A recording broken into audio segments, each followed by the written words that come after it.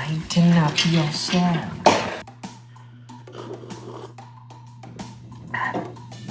Hey, howdy, hello. Saw Bob Marley, One Love. Great. I had some thoughts on it. One Love. Got my ticket, went and saw it. Outstanding. Knew I had to see it. Heavily influenced by the guy in some of my own musical projects. And I wanted to put on the nice movie reviewer suit. Chill out. Have some fun outside with some themed lighting and some good hangs. If you're new here, we do music talks like this quite a bit. We talk vinyl, we talk music, hang out, showcase beautiful people in the community, beautiful music that we love. So we're going to brighten me up a little bit. How's that? Favorite film of the year? It is February, but that was a great movie biopic. Even if you weren't at all influenced by the guy, I think you would appreciate the music. I'm off my script right now, but I just wanted to give you my gut reaction. There's a level of drama. There's an element of creativity added, and some of it's real. Most of it's pretty accurate. Ziggy's approval. Ziggy Marley. If you're like me and didn't really deep dive into this guy's musicality, discography, I think you'll be enlightened as to the vibe that he brought, joy he brought to the world. Now I want to go through some of the plot points. I wouldn't call myself a film nerd, but I can appreciate some high quality film. And they were shooting in RAW, and they were getting the good shots with the good lights. Man, the shots that stood out to me were those beautiful, big outdoor lights. Daylight, beachy, joyful vibes, especially in the beginning of the movie. They had some waterfalls. They had some really cool shots that I'll get into because I have them down later. They were really cool. And at the beginning of the film, they use those younger flashbacks to tap into that energy just as Bob's getting on stage, fully grown as a man. You see a horse, you see a whole field in flames. There's some really cool visuals right there, right off the bat. Some great songs at the beginning, too. And they really just kind of led you in the beginning with some Bob Marley tunes and really just kind of showcasing his prowess and talent. No major dialogue, just kind of showing the lifestyle that Bob lives at that point in his life. Comfortable living, family, beautiful beach in Jamaica. You know, he's going to the waterfall, beautiful waterfall. They're running. Some beautiful wide angle, drone shots actually, and some wide angles too.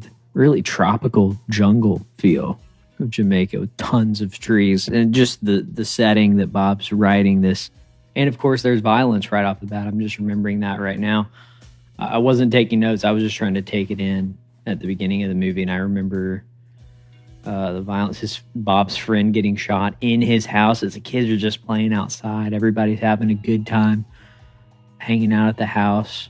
Really sad and shocking right off the bat. This was right after Bob's jamming. He jammed at the house with his band. His band sounds so tight. You got djembe players and 3 different vocalists, maybe more. You got trumpet. You got an amazing drummer. You got the bassist. They didn't show the bassist enough. I was watching that bassist. He was laying down the funk and the groove. Unbelievable. Some time passes. I don't remember anything major right up until Bob leaves. Now he's headed over to Great Britain. And then in Great Britain, he meets up with this other musician, this guitarist guy, who's like, he played for Stevie Wonder. Oh, dang, cool. Let's get him in. So then he's shredding. He's doing these solos, these psychedelic solos. And then Bob's like, no, do it this way. And do it slower. And so he does it slower and he gets more into the reggae feeling. This is as they're beginning to write this new album, Exodus, and Bob's reading. He's got it in his Bible and he's pulling out ideas and notes as he's fiddling around on the guitar, trying to figure out what he wants to write. Back at home in Jamaica, as Bob's fled Jamaica, Jamaica's a wreck. And, his friends are going to gun court and chaos ensues and there's non-peaceful situations of violence. I'm sure his kids and his wife aren't doing well. Meanwhile, he's in Great Britain. So there's a little bit of tension going on, building from that. And he's jamming in the studio. And they really start to get in a groove at this point. So they wrap the album and guy brings him the album and was like, nah, something else. That's all Bob says. Bob has so many of these one-liners, these little just short quips. He just gets the point across so succinct. Love him for that. Eventually they land on the Exodus album cover, and it's a really simple background with cool text and Bob Marley and the Wailers. The record label guy is like, why did you make that? And Bob's like, I made it because. Record label guy goes, I'm sorry, say again? I'm sorry, we gotta sell records. The record label guy says, this isn't Sunday school. Young people won't like it. This guy's so out of touch. Meanwhile, Bob is just making people smile with his infectious smile of his own and just constant joy, the sense that he has. And shout out to the actor doing Bob Marley's impression and inflection, the way he tilts his head to do the Bob, just the hair styling, the makeup, the wardrobe. They really, like, every element of it, they really nailed it. Of course, credit to the actor, number one, for being able to nail it with such accuracy. And they're flashing back to Bob Marley as a kid doing show tunes, as it appears, getting his first record deal, doing those kind of 50s snap your finger to, hum along bops. Record guy points to Bob's kid, you're signed. All the kids that Bob was singing with, his band, freaks out. They're so excited to get signed. Had to have been under 18, I don't know, teenager for sure. And they flash forward, again, going back to Bob in modern day 70s. He's being interviewed, it's like, what is reggae? Bob's just like, reggae is the people's music. It's people coming together. Eventually, they're getting ready to play their first Exodus show, and they're all nervous as they've been practicing up, but they haven't played it, haven't played the first show yet. And one of the guys called Bob Skip, where do you want to start, Skip? And Bob says, from the start. So they get out on stage, and just some flashbacks of himself, field and the fire. He's a little kid, shorter hair, no dreads. Just the way he dances on stage, he goes crazy, gets into it. Again, shout out to the actor playing Bob. Recently watching live performances of Bob Marley in the 70s, and then seeing this biopic, the actor just spot on with his impression, with his moves. They ask Bob like the absolute dumbest questions you've ever heard in your life. And meanwhile, Bob's just giving these really like kind of curious responses and open-ended and reflective and smart answers back. Do you smoke a pound a day? And he's like, smoke a pound. And he just kind of laughs, but he kept it. And his answers about music, he just really kept it simple to the point. It sounds great. All the music they recorded, I couldn't tell if it was a mixture of new recordings and old, but all the new recordings sounded pizzazzed up in the theater, goosed up. Meanwhile, Bob's reading a book, this Haile Selassie book. It looks like biopic type book, biography type books. Marcus Garvey. It was interesting to see Bob just chilling out reading. Must have loved reading. His wife had some good liners because they're showing up at parties. Bob's really famous now. You got famous people on his left, famous people that are taking pictures. His wife starts talking to somebody, just some random guy, right? Bob sees him from across the room, instantly jealous, and they go outside and fight about it. And she had some one-liners like, I have to be a wife and a soldier. Bob's like, what are you doing? You're not doing this for me, you're not doing that. She sets him straight like, dude, you haven't been here. You haven't been in Jamaica. You've been out escaping and running from all this stuff. It's a good one. When you swim in pollution, you get polluted. And Bob, I think at that moment, Bob in that moment went and really kind of understood. He's been messing up. She called him out on not being faithful to his family and his responsibilities. Disconnected from his realities in the homeland, in Jamaica. In the father's land, as Bob said at one point. They go back on stage, like right next scene. They're doing No Woman, No Cry, and his wife singing along, and she's not into it. There's no chemistry. There's no positive chemistry at all. And Bob's into it, of course. He comes behind her and is like hanging out, dancing, and she just dead-eyed stare right down the middle, just not into it at all. There was a scene right after the wife's secret relationship. I couldn't tell if it was him or somebody else, because Bob beats up a guy who looks exactly like the guy. So I'm trying to put that part together in my mind. I believe it's somebody else that she had a secret relationship with.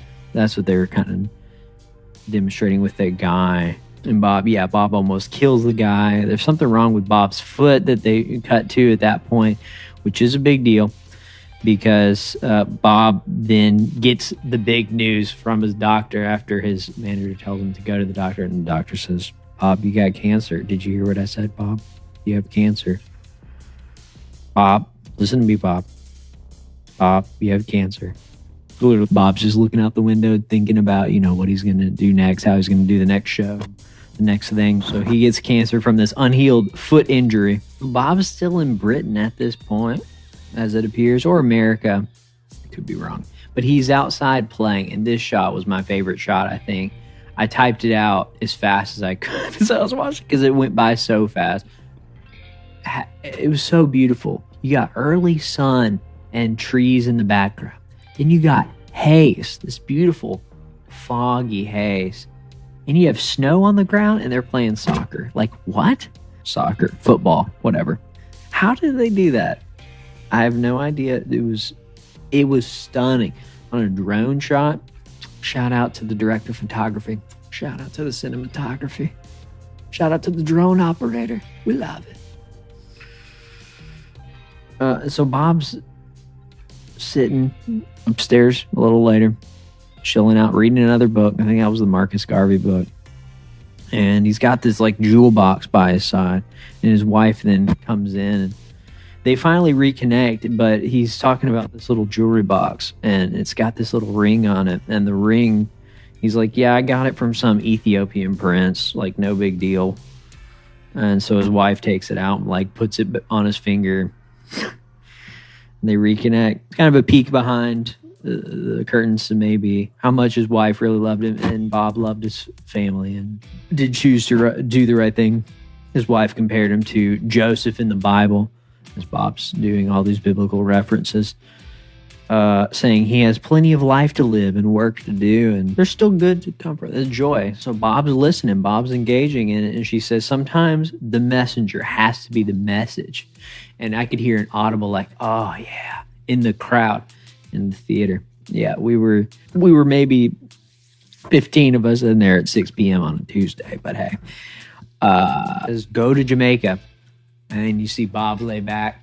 He's in a sink behind his dreads. He's getting a shampoo. He's getting a nice trim. Getting prepped up to go back to Jamaica. And then he's flying back to land.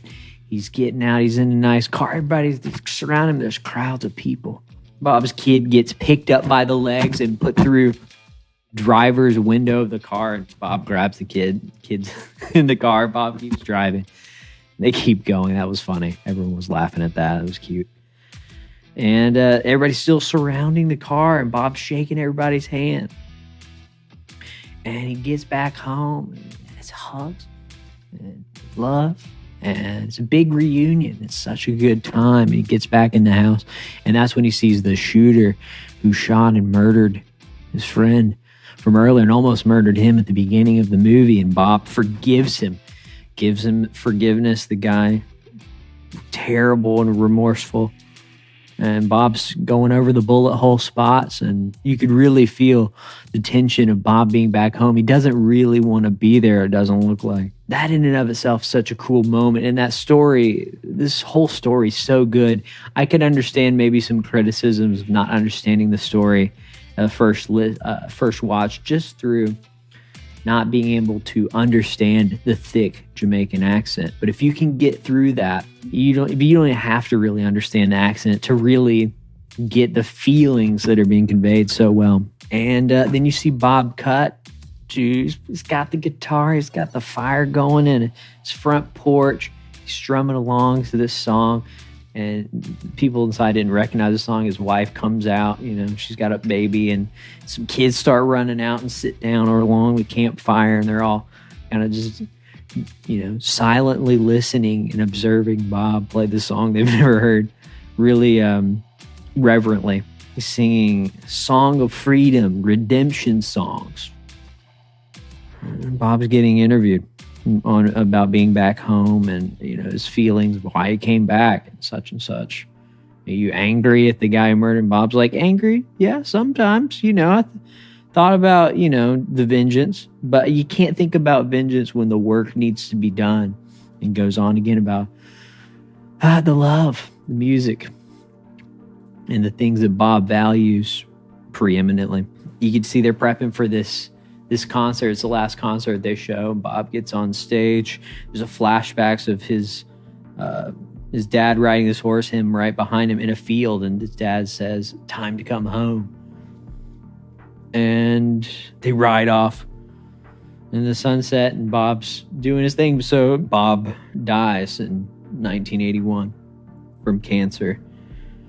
But before that, they show clips of the real Bob Marley bringing political leaders on stage, 2 different political parties, and they shake hands, and Bob celebrates. And it was kind of a beautiful moment. I didn't realize that Bob was doing that. I thought Bob wouldn't even go near anything political. And they show that he played a show in Zimbabwe. He finally got to go to Africa that he kept trying to. The African promoter guy eventually, I guess, got around to booking him out to play a show in Zimbabwe. Great. He wanted to go there. Toward the end of Bob's life, just someone asking him, "How rich are you, Bob?" And Bob's like, my richness is in life. And yeah, that sums it up. This guy, wow, such a cool cat. Amazing artists of generations to come. So influential, great music. I'm a huge fan of his now. I'm vibing with this. Really well done. Shout out to all the people who produced it. Hope you get a chance to see it. Yeah, that's all. Appreciate you stopping by.